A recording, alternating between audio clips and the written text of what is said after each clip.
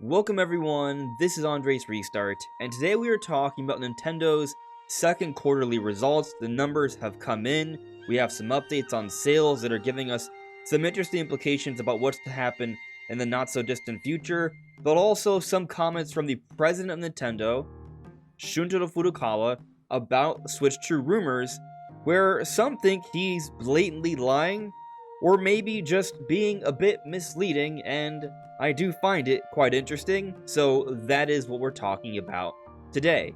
Now, before going forward, let me point out that we are aiming to reach 50,000 subscribers, so if you do enjoy my content, please subscribe and hit the notification bell, and enjoy the ride as we talk about Nintendo every day. So, sales have been updated. As of September 30th, 2023, the Nintendo Switch has shipped 132.46 million units, and a lot of software. That is over 1.1 billion software. That is insane. Incredible numbers, and the Switch is approaching the best-selling systems of all time. The Nintendo DS sold 154 million, and the PS2 sold 155 million. So if Switch keeps chugging along, it may get close, if not even past those two within the next couple years. But we also got some nice charts and updates on just sales overall. Nintendo's forecasting the same amount of Switches for this entire fiscal year, 15 million. But they have updated their forecast for software sales by an additional 5 million, from 180 to 185 million. So it's looking like things are a little bit promising from a software sales perspective. But here we have this chart here from Derek Strickland, courtesy to them. Thank you for putting that out there. This will be linked in the description below. But if you take a look at this chart here, it shows you just how Switch sales have gone through all the different quarters. So this may be a bit confusing, because you'll see fiscal year 17 and wonder, well, the Switch came out in 2017. Why is there only one period here? Because the fiscal year starts at the end of March. So the end of the fiscal year would include that initial launch, because Switch came out March 3rd, 2017. So that month of March, before they began their next fiscal year, which would be fiscal year 2018, starting March of 2017. I know that can be confusing, but that's where that little period of time comes from. So that first full year, 15, second full year, nearly 17, third full year, 21, fourth full year, almost 29. Then they start to dip down after the whole COVID rush, so with 23, and then nearly 18, and currently we're close to 7 million.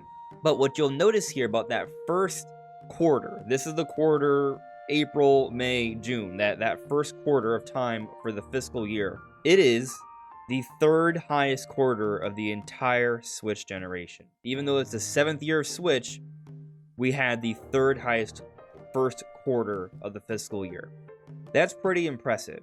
And I think the reason why those numbers are so high even this late into the game is because Tears of the Kingdom came out during this time. Tears of the Kingdom has sold 19.5 million copies since release, as of September 30th.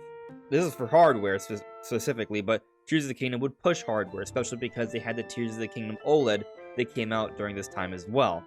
Now you take a look at the second quarter and you see a significant dip. It's actually the second worst quarter of the entire Switch generation. Why might that be? Well, it's the end of the Switch generation, so unless there's some sort of big significant release with a special edition to really push things like we had for the first quarter with Tears of the Kingdom and its OLED edition, the numbers are going to be a little bit lower. Now, as you're probably noticing, there are these big blocks that are for the third quarter of the year that are pink. This is the holiday quarter. This is the biggest time of the year, so that's really going to be telling in terms of how well Switch is going to sell for this fiscal year. Can Nintendo hit their 15 million target? I think so. They've been pushing a lot of different bundles, more so than any other prior year. They got Mario Wonder, they got Tears of the Kingdom. This 15 million forecast is a forecast for less than most years of the Switch era. They are anticipating a dip. It's looking like things will match up fairly well. But let's now talk about software sales. So here for the top 10 Switch games, we can see here from Video Games Chronicle just how much they sold since June 2023, that period between June 2023 and September 30th, 2023. Mario Kart 8 Deluxe sold an additional 1.5 million, Animal Crossing sold a little bit over half, Smash Ultimate sold a little bit over half, Breath of the Wild sold a little bit over half, Mario Odyssey a little bit over half, Pokemon Sword and Shield showing some slowing signs with just 0.1 million, and then Scarlet and Violet is slowly making up that gap with selling another 500,000 as well, a little bit more than half, closer to 60% of a million, 600,000. It's getting there, but I don't know if, well, maybe it will catch it. We'll see what happens this holiday with all the DLC. That's going to be really telling to see if Scarlet and Violet will eventually surpass Sword and Shield in terms of sales. Now, so Mario Party just sold a couple extra 100,000, and here we have Tears of the Kingdom, which is at 19.5 million, and in the last quarter sold an additional million. Now, what you may notice here is that additional million is a far smaller number than that initial 18.5 they got with their prior quarter. What happened? Well, most people who wanted Tears of the Kingdom bought it immediately. But a million in a single quarter isn't bad.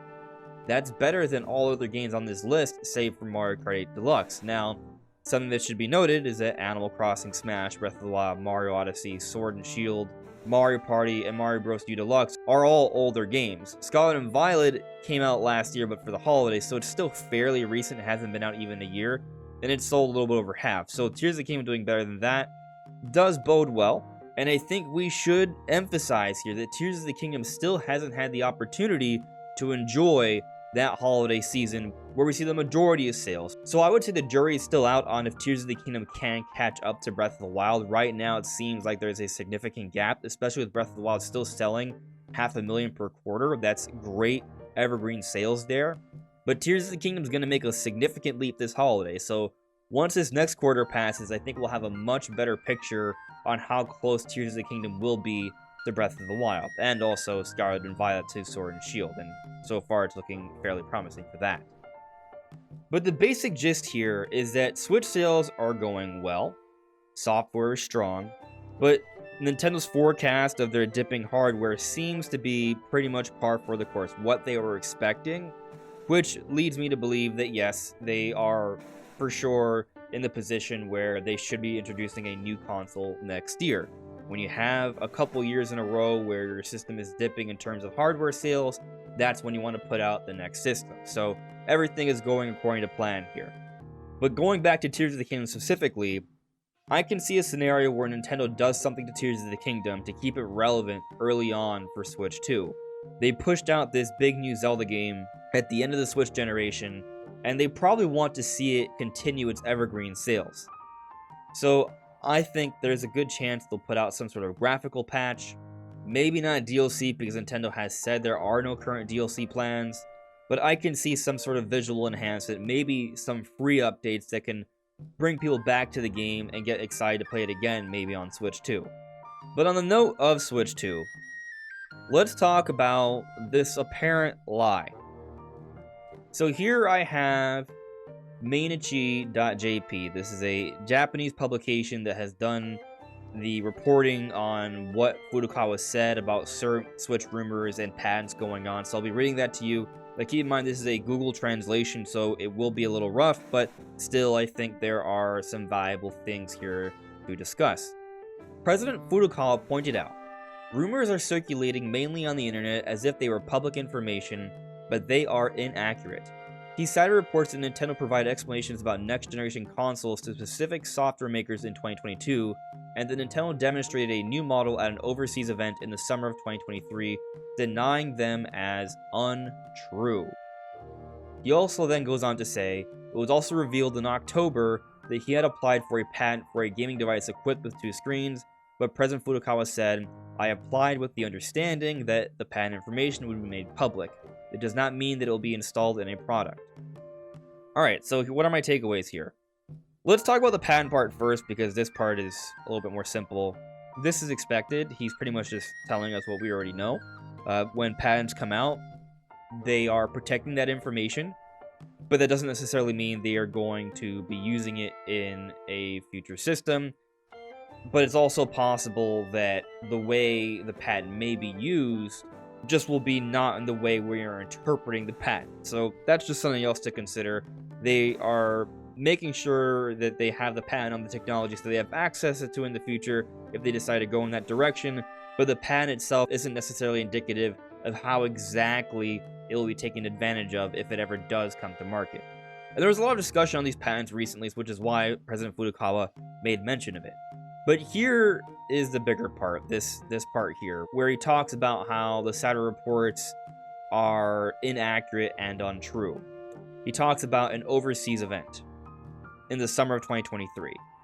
Now, something that's interesting is he doesn't clarify what the event is. He doesn't say Gamescom specifically, but he also says demonstrated a new model.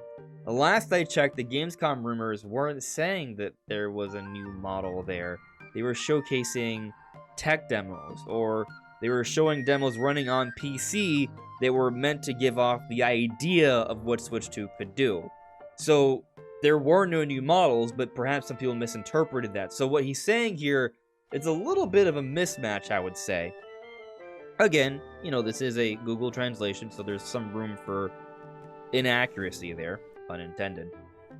But he also says that Nintendo provided explanations about next-generation consoles to specific software makers in 2022. Well, this part we actually know is true.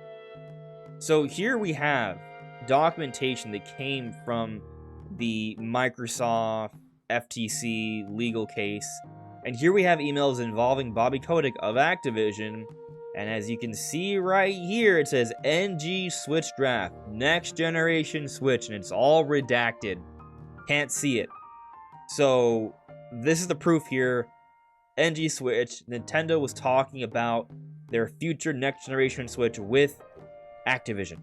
There's proof. It's there. So that's why people are saying that Furukawa is lying. I think maybe lying might be a little harsh. I think it's perhaps more so being misleading, because he can't reveal this information quite yet. He has to be as cautious as possible. We're talking about Switch sales happening this holiday. This is the most important time of the year. It seems Nintendo has made the decision that they're not going to talk about Switch during this holiday period because they are trying to sell as much as possible. And him openly admitting that a new platform is coming out next year just wouldn't be good for that. But if you don't want to take my word for it, or if you don't believe what we're talking about here, I will point you to Andy Robinson, the CEO of Video Games Chronicle, who nicely points out some things that have happened in the past. At the time of the Gamescom reports, Nintendo did not comment when approached for a response. However, it's worth noting that it has denied reports in the past. Example, 3DS XL, only for them to later be proven correct, sometimes a day later. DS Lite. So here's a few examples that Andy Robinson is mentioning where Nintendo has denied a particular system coming out, and then soon after, they actually were coming out, and here he even mentions the DS Lite a day later. I remember that. That was pretty insane. So to sum everything up here, sales from a software perspective are going well. Sales from a hardware perspective are pretty much par for the course. Tears of the Kingdom and its old edition really pushed things when they came out. Tears of the Kingdom still has a long way to go before it catches the Breath of the Wild, and I think it does strengthen the speculation that Nintendo will have some sort of visual enhancement or some sort of update for Tears of the Kingdom so it can continue to sell and maintain evergreen sales for years to come. Pokemon Scarlet and Violet, with its DLC coming out in December, has a really good chance of passing Sword and Shield, the current best-selling Pokemon games. And the president of Nintendo denies the Switch 2 reports, but the way it's worded, there is room to be misleading about what he's denying, and we have a past where Nintendo has denied things only for them to be announced shortly after. It's how things are worded. Nintendo cares about making sure they have strong holiday sales, as would any company, because that just makes sense. But that is your update for the day. I do find this all interesting, and if anything else major comes out, I will be talking about it. But let me know what you guys make of all this new information. This is Andres Restart. Thank you so much for listening and watching, and I'll see you all really soon. Take care. Bye.